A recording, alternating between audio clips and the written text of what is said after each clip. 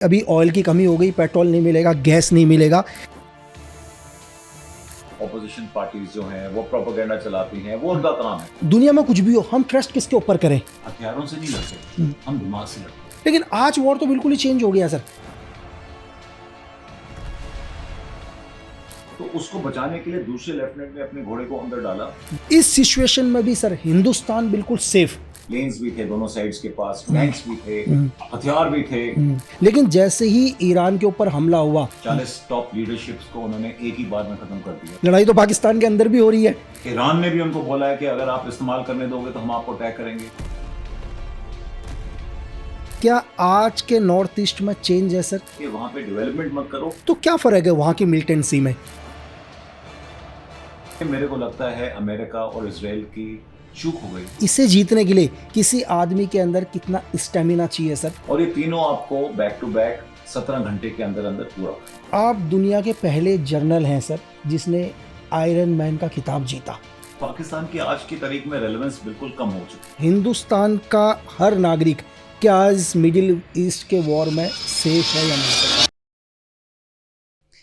एक बार फिर लक्की बीस अनकट पॉडकास्ट में आज का पॉडकास्ट भी आपको बिल्कुल वैसा ही दिखाया जाएगा जैसे हमने शूट किया है। इस पॉडकास्ट में कोई एडिट नहीं होगा, कोई कट नहीं होगा, क्योंकि मैं आपसे हमेशा कहता हूं कि हम कोई भी एडिट या कट करके दुनिया की किसी भी सच्चाई को नहीं छुपा सकते। तो थैंक यू सर कि आपने अपना बहुत कीमती समय में से अपना टाइम दिया। तो मैं ज़्यादा वक्त नहीं लूँगा और मैं शुरू में ये कहना चाहूँगा, आज पूरी दुनिया के अंदर वॉर चल रहा है सर, और लोगों के अंदर बहुत सारे क्वेश्चन, क्योंकि मीडिया चैनलों में हर मीडिया चैनल में एक अलग न्यूज़। लेकिन हिंदुस्तान का हर नागरिक क्या इस मिडिल ईस्ट के वॉर में सेफ है या नहीं सर? मेरे ख्याल में तो हम बिल्कुल सेफ हैं, क्योंकि आपने देखा होगा हमारी जो डिप्लोमेसी है, जैसे मोदी जी ने जो एंगेजमेंट की इजराइल के साथ भी, ईरान के साथ भी, और जो हमारी फॉरेन पॉलिसी है, इसमें इंडिया दोनों साइड के साथ एंगेज कर रहा है। इनफैक्ट आपने रिसेंटली देखा होगा किसी ने, एक अमेरिकन पॉलिटिशियन ने बोला था कि ये लड़ाई कैसे रुकेगी, मोदी को बताओ। मोदी जी दोनों के साथ बात कर रहे हैं और वो रोक सकते हैं। तो हमारी जैसे स्टेट है अभी, आई डोंट थिंक हमें किसी भी टाइप का कोई डर होना चाहिए। हमारी इन्वॉल्वमेंट नहीं है वॉर में, और हम दोनों साइड को एडवाइस भी कर रहे हैं और बोल रहे हैं कि इस वॉर को जल्दी से जल्दी खत्म। सर, जब भी आज से 3.5 साल पहले जब रशिया और यूक्रेन का वॉर स्टार्ट हुआ तो बड़े बड़े एक्सपर्ट्स ने बोला कि ये वॉर विदिन 3 दिन में ख़त्म हो जाएगा, 7 दिन में ख़त्म हो जाएगा। लेकिन मैं 3.5 साल से आज पूरी दुनिया अभी भी वॉर देख रही है सर। लेकिन जैसे ही ईरान के ऊपर हमला हुआ तो लोगों ने बोला कि 72 घंटे के अंदर वॉर ख़त्म हो जाएगा। लेकिन दुनिया को पहली बार एक अलग ईरान दिखाई दिया सर, और कहते हैं कि दुनिया का सबसे पावरफुल देशों में से एक अमेरिका, इजराइल, और ये वही इजराइल था जिसने 7 देशों को महज 6 दिन के अंदर इकट्ठे हरा दिया था सर। तो आज का सिनेरियो एक कैसा चेंज है सर? देखो, मेरे ख्याल में जब भी लड़ाई लड़ते हैं तो वो हम हथियारों से नहीं लड़ते, हम दिमाग से लड़ते हैं। एंड हम फौज में ये सिखाते हैं कि अगर आपको लड़ाई जीतनी है तो आपको दुश्मन के माइंड को अटैक करना है। यहाँ पे मेरे को लगता है अमेरिका और इजराइल की चूक हो गई। उन्होंने सोचा कि जैसे ही वो टॉप लीडरशिप ईरान की को मारेंगे तो वहां पे पूरा उनका मोरल डाउन हो जाएगा और लड़ाई खत्म हो जाएगी। मगर उनके ये करने के बावजूद आपने देखा होगा जो अटैक किया, 40 टॉप लीडरशिप्स को उन्होंने एक ही बार में खत्म कर दिया। मगर उनका जो रिजॉल्व है, उनकी जो डिटर्मिनेशन है, वो और भी बढ़ गई इजराइल अपनी ईरानियन की। सो ये लड़ाई माइंड की है। अभी ईरानियन का जो कॉज है, जो वो हासिल करना चाहते हैं, वो तब तक रुकेंगे नहीं जब तक इजराइल और अमेरिका बैक ऑफ ना करें, क्योंकि उनकी तो लाइफ एंड डेथ का सिचुएशन है, उनकी इज्जत का सवाल है। Whereas America and Israel का इज्जत का सवाल नहीं है। अमेरिका तो इकोनॉमिक्स के लिए लड़ रहा है, इजराइल लड़ रहा है क्योंकि उन्होंने कहा था कि हमको ये जो जूस हैं ये हम नहीं चाहते हैं यहाँ पे। तो इजराइल का चलो फिर भी कोई ना कोई स्टेक है, मगर अमेरिका कोई ऐसा स्टेक नहीं है जो इजराइल का है या जो ईरान का है। मैं समझता हूँ ये लड़ाई अभी खिंचेगी अनलेस अमेरिका बैक ऑफ करता है। सर चलो, ये तो 2 पावरफुल देशों की लड़ाई हो गई सर। अब लोग पाकिस्तान को तो याद ही नहीं कर रहे हैं सर। लड़ाई तो पाकिस्तान के अंदर भी हो रही है। किसी भी न्यूज़ चैनल में दिखाई नहीं रहा कि पाकिस्तान और अफगानिस्तान का भी वॉर चल रहा है, क्योंकि हर मीडिया चैनल में तो अमेरिका और ईरान का वॉर दिखाई दे रहा है। लेकिन ऐसा क्या हुआ सर कि 28 तारीख को अमेरिका ने ईरान के ऊपर हमला किया, 2 दिन 4 दिन पहले पाकिस्तान और अफगानिस्तान का वॉर हो गया सर, तो ये कैसे? इनका काफी देर से चल रहा था, आपने देखा होगा। बिल्कुल। ऑल्दो एग्जैक्टली स्टार्ट तो 2-4 दिन पहले ही हुआ है, मगर उससे पहले काफी देर से इनका सिमर कर रहा था। और ये बैकग्राउंड में इसलिए चला गया है क्योंकि पाकिस्तान की आज की तारीख में रेलेवेंस बिल्कुल कम हो चुकी है। अभी थोड़ा सा न्यूज में आया था जब उन्होंने एक अटैक किया था और 450 लोगों को मार दिया, जो कि हॉस्पिटल में अटैक किया था उन्होंने, एंड 250 लोगों को इंजर किया, और ये पूरा उनके अगेंस्ट गया, तो वो थोड़ा सा हाईलाइट हुआ। मगर उसके अलावा आई डोंट थिंक कोई भी इस वॉर में इंटरेस्टेड है। बट पाकिस्तान की सिचुएशन बहुत ही बुरी है इस टाइम। अफगानिस्तान के साथ लड़ाई चल रही है, बलूचिस्तान अंदर उनका है, उनकी पॉलिटिकल भी प्रॉब्लम चल रही हैं, एंड वो अभी बटा हुआ है अपनी लॉयल्टी में। अमेरिका को खुश करने के लिए उसके एयर स्पेस को भी यूज हो रहा था, और ईरान ने भी उनको बोला है कि अगर आप इस्तेमाल करने दोगे तो हम आपको अटैक करेंगे। तो अभी सिचुएशन मेरे को लगता है पाकिस्तान की काफी ठीक है। जिस टाइम सर दुनिया के सारे पावरफुल देश डिस्टर्ब है, लेकिन इंडिया के अंदर भी क्या है सर, बहुत टाइम से देखा गया, लेकिन हिंदुस्तान, चाहे अफवाहें बहुत चलती हैं, लोग इकट्ठे हो जाते हैं, लेकिन हिंदुस्तान के अंदर बहुत शांति देखी। हमने देखा श्रीलंका बगल में ख़त्म हो गया सर, हमने देखा कि पूरा का पूरा बांग्लादेश में गवर्नमेंट ख़त्म हो गई, लोगों ने देखा कि नेपाल के अंदर क्या हुआ, लेकिन इस सिचुएशन में भी सर हिंदुस्तान बिल्कुल सेफ। तो इसको मतलब अगर आम लोग देखें तो ऐसे कैसे सर कि जहाँ पूरी दुनिया इस टाइम वॉर में है, परेशान है, टेंशन है, लेकिन हिंदुस्तान इस टाइम बिल्कुल सेफ है सर? मैं समझता हूँ ये हमारी डेमोक्रेसी का कमाल है। बड़ी स्टेबल और मैच्योर डेमोक्रेसी हमारी। हमारे जो लोग हैं वो समझते हैं, ऑल्दो दूसरे भड़काते हैं लोग कि ये हो गया, हम नेपाल वाली सिचुएशन जेनजी के साथ कर देंगे, मगर हुआ नहीं इधर। बिल्कुल, क्योंकि यहाँ के हमारे लोग समझते हैं एक्चुअली कि जो गवर्नमेंट है इंचार्ज, तभी तो उनको 3 बार उन्होंने वोट किया है, उनके ऊपर उनका विश्वास है, वो उनके जो लीडरशिप है उसके ऊपर उनको फेथ है। तो मैं नहीं समझता इतनी आसानी से, और बहुत बड़ी कंट्री है हमारी, छोटी कंट्री नहीं है जहां पे कुछ ही लोग हमको ना स्वे कर दें और हमारा पूरा थॉट प्रोसेस को चेंज कर दें। आपने देखा होगा जितने नेबर्स की बात आपने की है, सब में डेमोक्रेसी हमेशा क्वेश्चन मार्क रही है। पाकिस्तान में थी, बांग्लादेश में भी हुआ, श्रीलंका में भी बीच में टर्मोइल हुआ था पहले, नेपाल में किंग था रूलर और उन्होंने अट्रॉसिटीज की, तो इसलिए लोग भड़के। मगर इंडिया में ऐसा कुछ नहीं है। इंडिया में शुरू से लेकर जब से हमको इंडिपेंडेंस मिली है, हम डेमोक्रेटिक रहे हैं। हमारी आर्मी ने इंटरफेयर नहीं किया बीच में। कई बार लोगों ने बोला कि आर्मी को इंटरफेयर करना चाहिए। तो मैं समझता हूँ ये डेमोक्रेसी में, जो हमारी डेमोक्रेसी है, लोग पहचान गए हैं इसमें कि स्टेबिलिटी, गवर्नमेंट के ऊपर विश्वास, फॉरेन पॉलिसी, वो सब पढ़े लिखे हैं आज, सब समझते हैं। सर आप भारतीय सेना में मेजर जनरल एवी असम्बली आपने डीव को कमांड किया, और आप इस टाइम देख रहे हैं नॉर्थ ईस्ट के अंदर, अभी कुछ दिन पहले न्यूज़ में आया कि कुछ एक विदेशी लोग, जिसमें 6 यूक्रेनियन, एक अमेरिकन नागरिक, जो नॉर्थ ईस्ट गया, और नॉर्थ ईस्ट जाने के बाद म्यांमार के अंदर उन्होंने एंटर किया और बहुत सारे इंसर्जेंट ग्रुप्स के साथ इन्होंने मीटिंग करी, ड्रोन की डील करी, वेपन्स की ट्रेनिंग।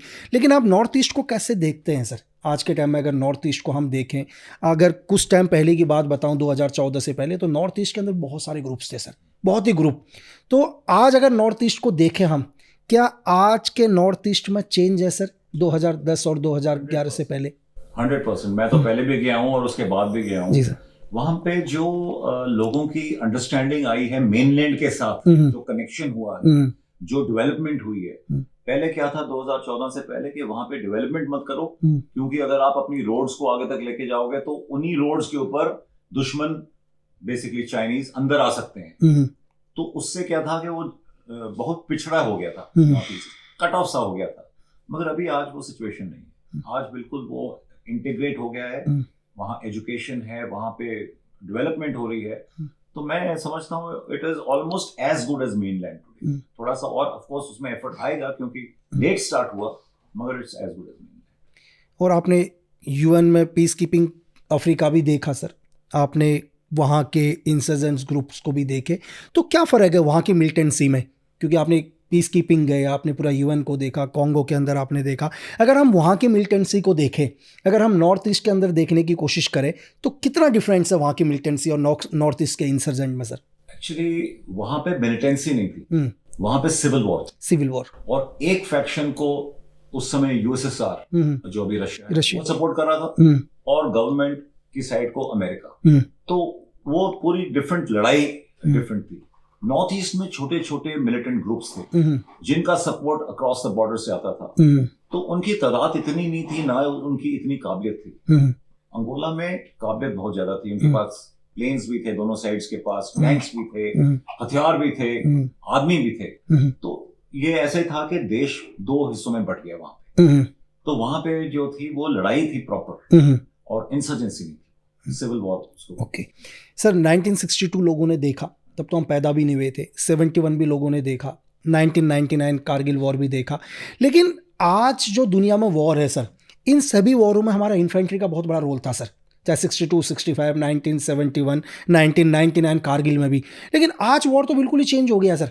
आज टोटल एयर स्ट्राइक्स हो रही है, एयरफोर्स अटैक कर रही है सर, नेवी अटैक कर रही है। लेकिन आज के सिनेरियो के अंदर हम इन्फेंट्री को कहाँ देखते हैं सर? अगर किसी भी देश के अंदर होता है तो क्या इन्फेंट्री मूव करेगी या सिर्फ एयर स्ट्राइक्स, एयरफोर्स या नेवी ही लड़ेगी सर? जबकि हम बोलते थे कि यार इन्फेंट्री तो लड़ाकू है किसी भी देश की, एक टाइम ऐसा था। अभी भी वैसे ही है सर, हर देश में अभी भी इन्फेंट्री है, आर्मर्ड है, आर्टिलरी है। और ये जो भी आप देख रहे हो, ये हर लड़ाई में लड़ाई शुरू ऐसे ही होती है, एयर स्ट्राइक्स के साथ, मिसाइल्स के साथ। अभी जो लड़ाई आप देख रहे हो और जिसके ऊपर आप बता रहे हो, ये नेबर्स की लड़ाई नहीं है, इनके बॉर्डर नहीं है एक दूसरे के साथ। बिल्कुल 1900 किलोमीटर दूर इजराइल और ईरान की हो रही है और हजारों किलोमीटर दूर अमेरिका है। बिल्कुल। तो इन्फेंट्री का इसमें रोल तभी आएगा अब जब एक जगह से ट्रुप्स को उठाकर दूसरी जगह डाला जाए। जैसे आपने सुना होगा अभी रिसेंटली अमेरिकन ट्रुप्स मूव कर रहे थे, मरीन्स मूव कर रहे थे ग्राउंड के ऊपर लाने के लिए। अभी क्या है, आपने सुना ही होगा कि शुरू में सब कह रहे थे रजीम चेंज, बिल्कुल, कि अटैक करेंगे, रजीम चेंज कर देंगे। मगर फिर लोगों ने कहा जब तक बूट्स ऑन द ग्राउंड नहीं आएंगे, जमीन पे लोग नहीं पहुंचेंगे, रजीम चेंज हो ही नहीं सकती। आप हवाई जहाज से मिसाइल मार के चीजें डिस्ट्रॉय कर सकते हो, बिल्कुल, मगर जमीन तो कब्जा आदमी जाके, बिल्कुल। तो ये इन्फेंट्री, आर्मर और जितने बाकी हैं, इनका रोल आएगा जब उनकी जरूरत पड़ेगी। अभी जो आप लड़ाई देख रहे हो ये केवल एयर वॉर है, air force, missiles and destruction. But इनमें ना कोई कैप्चर कर सकता है। आप हवाई जहाज के साथ कोई चीज डिस्ट्रॉय करोगे, उसको कैप्चर कैसे करोगे? कैप्चर इन्फेंट्री करेगी सजा। बिल्कुल, तो उनका रोल उतना ही रेलेवेंट है अभी, केवल सिचुएशन के ऊपर डिपेंड करते हैं। जी सर, आपने पूना हॉर्स से आप रहे, मतलब कैवलरी मैंने सुना आज आर्मर्ड हैं, तो क्या डिफरेंट है इन सभी के अंदर सर? मतलब लोगों को जैसे बहुत कम, कैवलरी लोगों को बहुत कम पता होगा, पूना हॉर्स लोगों को बहुत कम पता है। मतलब मैं बोलता हूँ कि हिंदुस्तान के, मैं सिविलियंस की बात कर रहा हूँ, जो सिविल पीपल्स है सर, वो तो सिर्फ एक ही चीज़ जानता है कि स्पेशल फोर्स। आजकल स्पेशल फोर्स के अलावा आदमी दूसरी फौज को भूल ही गया दुनिया में। तो इन फौजों का कितना अहम रोल है सर दुनिया की किसी भी देश की मिलिट्री में? सबसे पहले मैं आपको ये बताना चाहता हूँ कि लड़ाई स्पेशल फोर्सेस लड़ती नहीं है, बिल्कुल, वो केवल स्पेशल ऑपरेशन करती है। आपने जाकर दुश्मन का कोई कमांडर मारना है, बिल्कुल स्पेशल फोर्सेस जाएंगे। मगर अगर आपने किसी दुश्मन के अंदर लड़ाई करनी है तो स्पेशल फोर्सेस का रोल नहीं है उसमें। वो इन्फेंट्री, आर्मर, आर्टिलरी, जो बाकी फौज है उसके अटैक को जाकर सपोर्ट कर सकती है, अंदर जाकर खबर दे सकती है, उनके कोई पुल उड़ा सकती है या ऐसे चीजें करती है। तो स्पेशल टास्क जो होते हैं वो स्पेशल फोर्स करती है, बिल्कुल, और ground capture armour and infantry करती है। सो स्पेशल फोर्स की जरूरत है ऑब्वियसली, मगर उसको प्रोबेबली लोगों को उनमें ग्लैमर नजर आता है कि कमांडो हैं, ये करेंगे, वो करेंगे, और बाकी फौज क्योंकि आजकल लड़ाई नहीं हो रही तो किसी को पता ही नहीं है कि वो क्या करती है। तो इन्फेंट्री एक बेसिक फौज है जिसमें आदमी, एक यूनिट में तकरीबन 800 आदमी होते हैं, और कहीं भी आपको कोई कैप्चर करना है तो आपको इन्फेंट्री की जरूरत पड़ती है। बिल्कुल, उनके साथ साथ उनको सपोर्ट देने के लिए आर्मर्ड कोर, टैंक्स, और उनको ऊपर से फायर सपोर्ट देने के लिए आर्टिलरी। तो आर्मर, इन्फेंट्री, आर्टिलरी, हवाई जहाज को रोकने के लिए एयर डिफेंस, सड़कें और पुल बनाने के लिए इंजीनियर्स, बातचीत करने के लिए कम्युनिकेशन सिग्नल्स। तो ये पूरा ऐसे एक महकमा बनता है। तो इकट्ठा जब ये सब काम करते हैं तभी लड़ाई लड़ी जाती है। तो लेकिन पूना हॉर्स जो है सर, आपके 2 PVC लिया है, परमवीर चक्र, तो और विक्टोरिया क्रॉस, शायद मुझे नहीं लगता कि सेकेंड वर्ल्ड वॉर के बाद किसी को विक्टोरिया क्रॉस मिला होगा, सेकेंड वर्ल्ड वॉर से पहले ही शायद विक्टोरिया क्रॉस मिले। तो ये विक्टोरिया क्रॉस जो मिले, इसकी मतलब कोई आप एक वो बता सकते हैं कि किस ब्रेवरी के लिए? देखो ब्रेवरी तो होगी, लेकिन दुनिया जानना चाहेगी कि ऐसी कौन सी ब्रेवरी थी कि विक्टोरिया क्रॉस मिला सर। विक्टोरिया क्रॉस मतलब जिस टाइम ब्रिटिश इंडियन आर्मी हुआ करता था। तो मेरी रेजिमेंट को 4 विक्टोरिया क्रॉस मिले थे, और आप सही बता रहे हो कि वो इंडिपेंडेंस से पहले, क्योंकि वो एक ब्रिटिश इंडियन आर्मी का अवार्ड था। जी सर, बिल्कुल। तो एक मैं आपको किस्सा बताऊंगा, 1857 की लड़ाई, जब यहाँ पे म्यूटनी चल रही थी इंडिया में, मेरी रेजिमेंट उस समय ईरान, उस समय पर्शिया बोलते थे उसको, वहां पे थी, और उनकी लड़ाई हुई थी जो ईरान के शाह थे, उनके जो पर्सनल बॉडीगार्ड थे उनके साथ। और उस लड़ाई में पहली बार कैवलरी अटैक, कैवलरी मतलब जो घोड़ों पे अटैक करते हैं, उस समय मेरी रेजिमेंट के पास घोड़े थे, तो पहली बार एक घोड़ों के अटैक में इन्फेंट्री का जो स्क्वायर बनता है, क्या होता है कि जब घोड़े अटैक करते हैं तो अपने बचाव के लिए जो इन्फेंट्री होती है वो ऐसे एक स्क्वायर बनाती है, जिसमें कुछ लोग घुटनों पे होते हैं, कुछ लोग खड़े होते हैं, अपनी राइफलों के आगे उनकी बेनेट लगी होती है ताकि घोड़े अंदर चार्ज के साथ अंदर ना घुस पाए। तो इसमें क्या हुआ था कि 2 लेफ्टिनेंट थे हमारे रेजिमेंट के, उन्होंने अटैक किया और एक ने अपने घोड़े को जंप मार के उस स्क्वायर के अंदर डाला। तो जब वो घोड़ा अंदर गिरा तो उसको वो बेनेट लगी, तो घोड़ा मरा और लेफ्टिनेंट साहब अंदर गिरे, ठीक है। और जैसे ही वो अंदर गिरा तो उसकी जो सोर्ड थी वो टूट गई, तलवार। और मगर उस अंदर गिरने के जो साथ जो रैंक फाइल ऐसे बनी हुई थी, उसमें थोड़ा हबड़ दबड़ हुई, तो उसको बचाने के लिए दूसरे लेफ्टिनेंट ने अपने घोड़े को अंदर डाला, उसको अपने जो रकाब होती है वो दी और उसको पकड़ के उसको गैलप करके बाहर निकाल दिया, तो उसकी जान बचाई। मगर इस पूरी कार्रवाई में वो जो स्क्वायर बना था इन्फेंट्री का वो टूट गया, और पूरी रेजिमेंट को हमने कैप्चर किया, उनके कलर को भी कैप्चर किया, और उनका जो कलर्स थे उसके ऊपर एक सिल्वर का हाथ था जिसके ऊपर पर्शियन में लिखा हुआ है, the hand of God is above all things. और वो हाथ आज भी उनो हॉर्स का जो कलर है उसके ऊपर हम उसको कैरी करते हैं, हमारे बैज में भी वो हाथ है, और हम कहते हैं कि हमारी रेजिमेंट को हैंड ऑफ गॉड वो गाइड करता है। तो जब वो 2 परमवीर चक्र मिले हमें, तो सब यही कहते हैं कि इस रेजिमेंट को हैंड ऑफ गॉड के गाइडेंस से मिला। और परमवीर चक्र के साथ मैं आपको ये बताना चाहता हूँ कि 65 की लड़ाई में हमारी रेजिमेंट ने पाकिस्तान के इतने टैंक तबाह किए थे कि पाकिस्तानियों ने हमें खिताब दिया फख्र हिंद। उन्होंने कहा ये रेजिमेंट फख्र हिंद है, इतनी बहादुर रेजिमेंट है। तो जब दुश्मन आपको ऐसा कोई खिताब देता है तो और भी उसका महत्व बढ़ जाता है। बिल्कुल सर, इस टाइम हमारी इंटेलिजेंस, चाहे हमारी RNW, MIO, IBO सब अपना एक काम कर रहे हैं, स्पेशल फोर्सेस अपना काम कर रही है, एयरफोर्स अपना काम कर रही है, हर मतलब देश के लिए काम कर रहे हैं। लेकिन क्या होता है कि देश के अंदर जब भी ऐसी वॉर सिचुएशन जो आज के टाइम में चल रही है, मिडिल ईस्ट में या दुनिया में कहीं भी, एक प्रोपोगंडा शुरू हो जाता है सर, मिस इन्फॉर्मेशन, चाहे प्रोपोगंडा बोलो, डिस इन्फॉर्मेशन बोलो। और क्या होता है, देश के अंदर जगह जगह धरना लगना शुरू हो जाता है सर कि भाई अभी ऑयल की कमी हो गई, पेट्रोल नहीं मिलेगा, गैस नहीं मिलेगा। लेकिन महज 2 दिन के अंदर देश के अंदर एक ऐसा माहौल बन जाता है सर, जबकि हर चीज़ अवेलेबल है देश में, लेकिन रियल में अभी आदमी लेने जाए तो आदमी को गैस का सिलेंडर नहीं मिल पा रहे। तो इस देश के अंदर ऐसा माहौल क्यों हो जा रहा है? ऐसा तो नहीं होगा कि गैस सब कुछ एक ही दिन में खत्म हो गई होगी सर? ये आई डोंट थिंक ये हमारे देश में ही है, सब जगह सर, बिल्कुल सब जगह। ये नॉर्मल ह्यूमन रिएक्शन है। आपने देखा होगा कोविड के टाइम में, बिल्कुल, जब पता चला कि शायद दुकानें बंद हो जाएंगी, सबने जाके सामान खरीदना शुरू किया। अब जब सब लोग इकट्ठा जाके सामान खरीदते तो शॉर्टेज होगी, बिल्कुल शॉर्टेज होगी तो लाइनें बनेगी, तो प्रोपेगेंडा होगा। तो वही कार्रवाई है, वो हर बार ऐसा नी जर्क रिएक्शन होता है जब भी हम सोचते हैं कि कुछ ऐसा खतरनाक होने वाला है। तो इसमें कोई मेरे को घबराने वाली बात नजर नहीं आती, ये नॉर्मल रिएक्शन है। और आप ये भी देखोगे कि 10-15 दिन में वो सारा नॉर्मल हो जाता है, सबको पता चल जाता है कि भी ऐसी कोई प्रॉब्लम नहीं। और वो अलग बात है कि ऑपोजिशन पार्टीज जो हैं वो प्रोपेगेंडा चलाती हैं, वो उनका काम है। तो पॉलिटिक्स को हम इसमें से अलग छोड़ दें, अगर आप नॉर्मल एज हम देखें एज ऑर्डिनरी सिटीजन्स, तो मेरे को नहीं लगता ऐसा कोई इसमें घबराने वाली बात।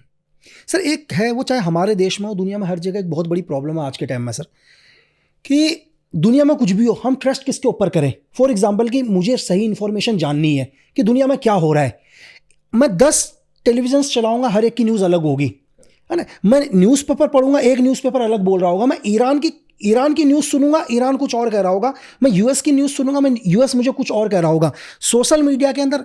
तो लोग ट्रस्ट किस पर करें सर? लोगों को सही इंफॉर्मेशन मिले कैसे? क्योंकि इंफॉर्मेशन जानना हर आदमी का एक अधिकार है, और सही इंफॉर्मेशन, और जब तक उसके पास सही इंफॉर्मेशन नहीं मिलेगी वो सही डिसीजन नहीं ले सकता सर।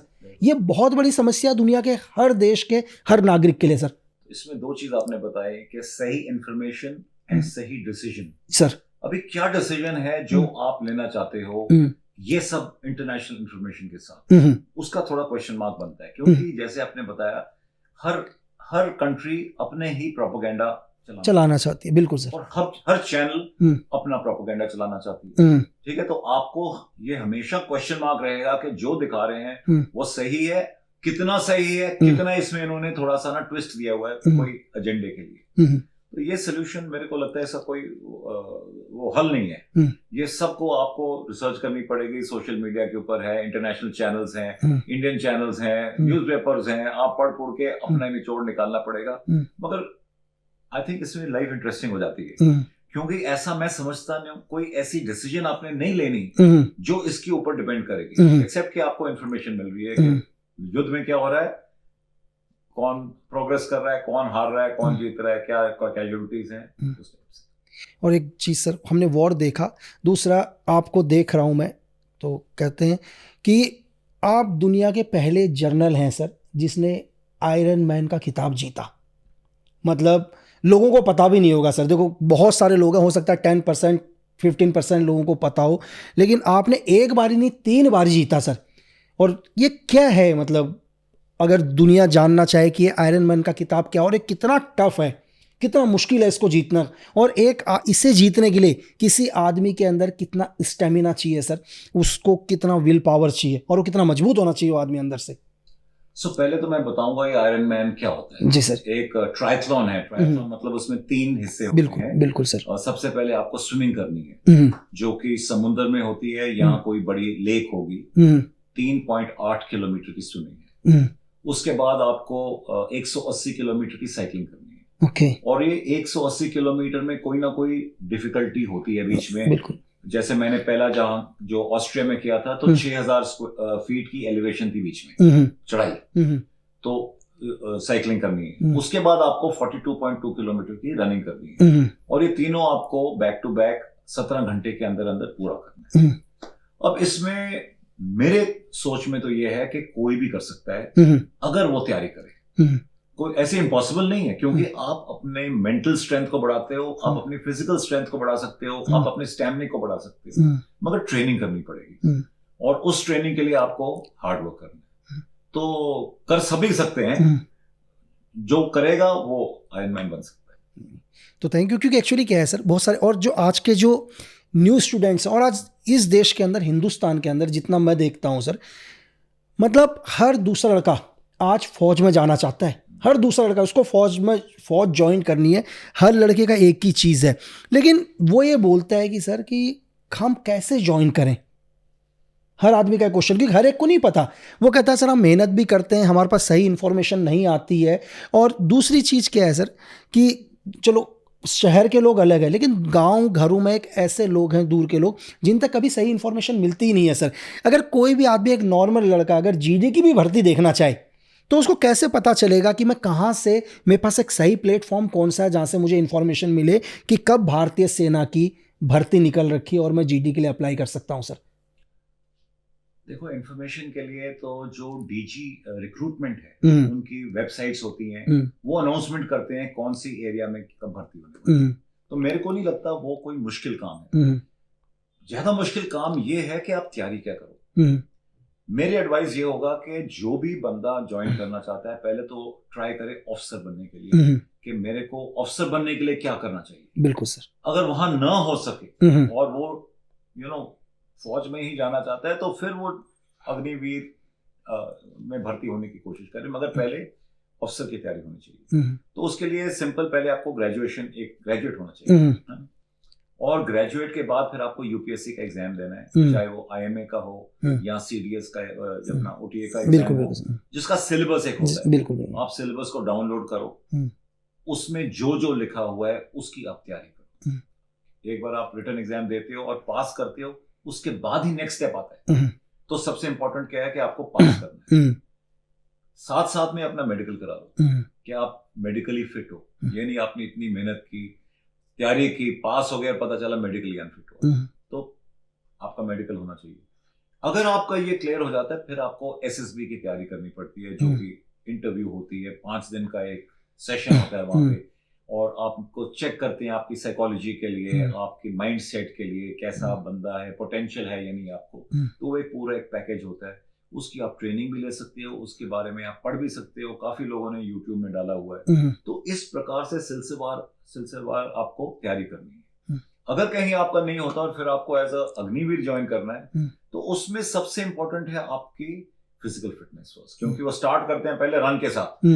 जो लोग भाग में दौड़ने में पहले 100 या 50 जो भी नंबर वो सेट करते हैं उसमें आएंगे, उन्हीं को आगे फिर वो टेस्ट करते हैं। तो उसमें सबसे पहले आपको फिर आपका रनिंग की प्रैक्टिस होनी चाहिए। तो इस प्रकार से अगर आप अपना टारगेट सही रखो ना, तो मैं समझता हूँ आप फिर एटलीस्ट डायरेक्शन आपको सही मिलेगी। आप कोशिश करोगे तो आप भर्ती हो सकते। जैसे सर अभी आपने वॉर के सिचुएशन में बोला, तो एक क्वेश्चन था मेरा कि हमारी एक आरटी है सर, कहते हैं कि आरटी का जब भी वॉर के टाइम पर आरटी ऑफिसर एनिमी के बहुत क्लोज होता है सर। मतलब देखो वॉर में तो खतरा सबको होगा, लेकिन आरटी ऑफिसर को एनिमी का लोकेशन पता करने के लिए एनिमी के बहुत नजदीक जाना पड़ता है। तो नहीं, ऐसे नहीं होता ये जी सर। मैंने आपको बताया इन्फेंट्री है और आर्मर्ड है। बिल्कुल सर। सबसे आगे इन्फेंट्री और आर्मर्ड होते हैं, और उन्हीं के बीच में आरटी के अफसर होते हैं।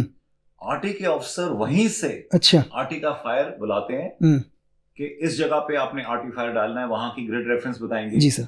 एक गोला फायर करेंगे, वो बताएंगे नहीं अच्छा माइनस करो इसको 800 मीटर, ऐड करो अनदर 400 मीटर, ताकि वो गोला टारगेट पे है और फिर उसके ऊपर बम्बार्डमेंट होती है। तो वो इन्फेंट्री और आर्मर के साथ ही होते हैं, उनको बोलते हैं आरटी के ओपी, ऑब्जर्वेशन पोस्ट। वो साथ साथ चलती है। बाकी आर्टिलरी की जो गन्स हैं वो पीछे होती हैं, 10 किलोमीटर 15 किलोमीटर डिपेंडिंग कितनी लंबी दूरी से वो फायर आ रहा है। तो वो आर्मर्ड इन्फेंट्री के साथ ही आरटी के होते हैं।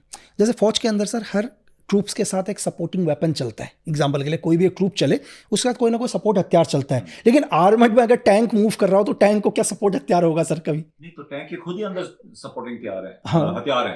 एक टैंक में एक मेन गन होती है। जी सर। जैसे हमारे जो मेन टैंक्स हैं T90 ले लो आप, 125 मिलीमीटर की गन होती है। उसमें 2 टाइप के एमिनेशन फायर होते हैं, 3 टाइप के, और उसमें 2 मशीन गन भी लगी हैं। तो उसको और किसी की सपोर्ट की जरूरत नहीं है, मगर आर्टिलरी की जरूरत है। अच्छा, बिल्कुल। हाँ, पीछे से जो फायर है, क्योंकि जब आप किसी ऑब्जेक्टिव को अटैक करते हो तो आप चाहते हो वहां जो दुश्मन है वो आपके ऊपर कारगर फायर ना डाल पाए। तो कारगर फायर कैसे नहीं डालेगा? अगर उसके ऊपर गोले गिर रहे हैं तो पीछे से गोले आप उनके ऊपर गिरवाते हो, उनका सिर डाउन होता है और उसी के दौरान आपका अटैक आगे आगे बढ़ता है। तो जब इसी को बोलते हैं ऑल आर्म्स कॉम्बैट टीम जैसे होती है। आर्टिलरी का फायर ऊपर जा रहा है, हवाई जहाज भी हो सकते हैं ऊपर से बॉम्ब गिरा रहे हैं, और नीचे से इन्फेंट्री और आर्मर अटैक कर रहे हैं, और फिर उस ऑब्जेक्टिव को कैप्चर करके फिर वो कहते हैं कि हमारी फौज भी यहाँ तक पहुंच गई। ऐसे। सर आपने बस आपका बहुत टाइम लिया, लास्ट में एक सवाल बस पूछूंगा सर कि आपने स्टार्टिंग से लेकर बहुत चीज़ें देखी, लेकिन आज प्रेजेंट टाइम के अंदर चाहे हम जम्मू कश्मीर देखते हैं आज इस सिचुएशन में, चाहे हिंदुस्तान का वो कोई भी एरिया जो डिस्टर्ब है, क्या आज फौज के पास पहले पावर तो सेम थी सर, लेकिन ऑपरेशन करने के तरीके हमने चेंज देखे हैं। हम कंटिन्यू ऑल आउट ऑपरेशंस देख रहे हैं जहाँ कंटिन्यू टारगेट किए जा रहे हैं एनिमी को, तो लेकिन कुछ टाइम तक पहले तक ऐसा नहीं था सर। तो क्या आज ऐसा है कि फौज को एक स्पेशल पावर दी है या फौज के पास पावर वही थी?